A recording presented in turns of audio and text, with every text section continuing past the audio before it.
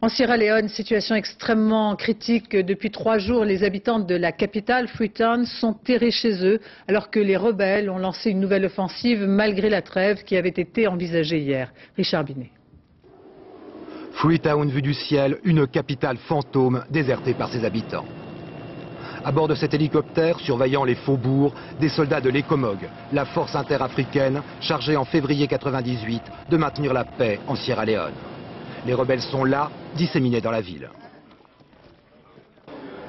Seul îlot de sécurité, l'aéroport. C'est là, sous la protection des Camayeros, les chasseurs traditionnels en Sierra Leone, que s'est réfugié le président Kaba, démocratiquement élu en mars 1996 et visiblement bouleversé.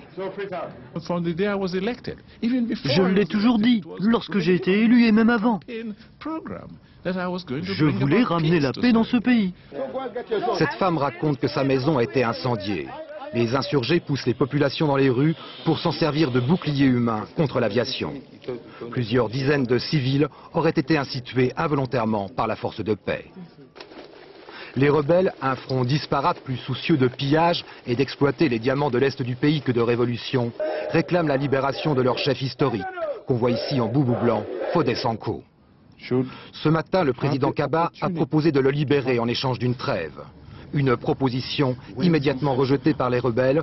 Selon eux, Freetown pourrait tomber demain.